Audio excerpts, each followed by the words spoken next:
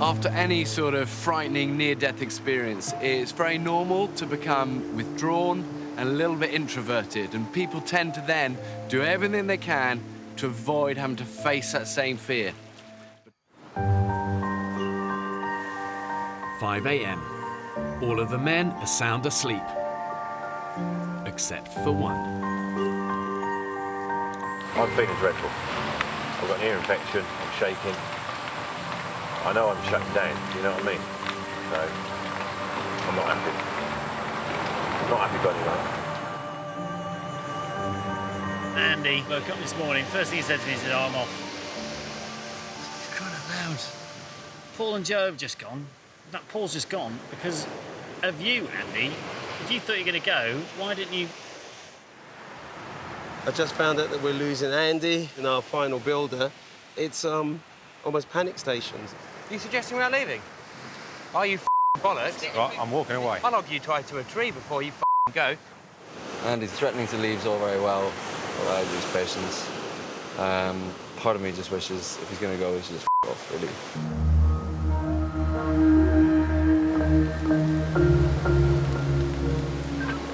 I'd like to say I want the boat here now. Over and out.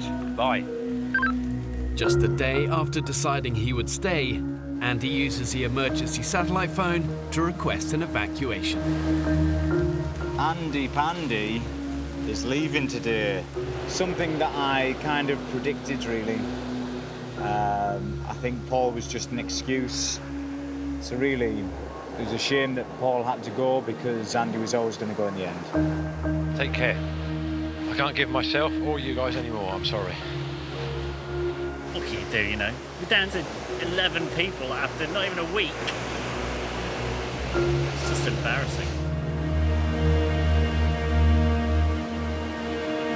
When people leave a survival group, the remaining members can often feel this sense of desertion, betrayal, maybe even a little bit of jealousy.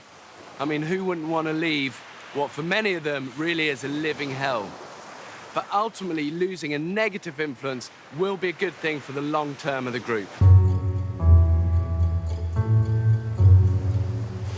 Feeling pretty tired today.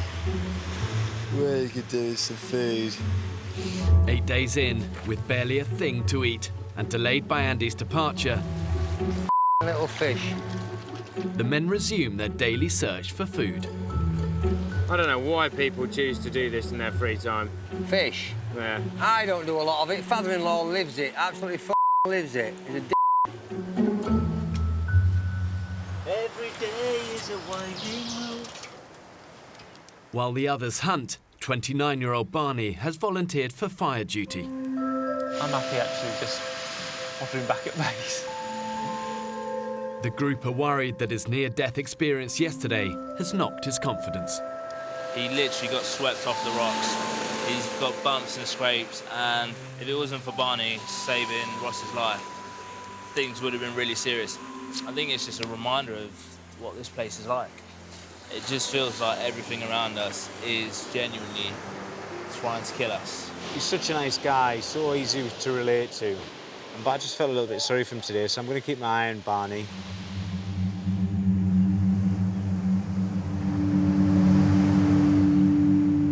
I think he was crying though, just before you got the camera. He is finding it really tough. He is seriously lethargic, looks seriously homesick. He needs to get himself back on his feet. Having already lost 3 men, cameraman Ross is worried the group could soon be in danger of losing another, and persuades Barney to join him on a fishing trip in an attempt to lift his spirits. I thought you looked really low and that you weren't enjoying yourself and just looked like you wanted to get out of here. I was a bit worried that you might go f*** it and leave. You know? I think everyone's having their low days too, right? After any sort of frightening near-death experience, it's very normal to become withdrawn and a little bit introverted, and people tend to then do everything they can to avoid having to face that same fear. But trying to survive on a desert island, the men don't have that luxury. They need to conquer their fear, otherwise it will conquer them. I'm finding it difficult now, actually. I feel like I've had enough of being here. And every time I think about my family, I find it more difficult. and I realised that this week is the week that I'm meant to be at Centre Parks.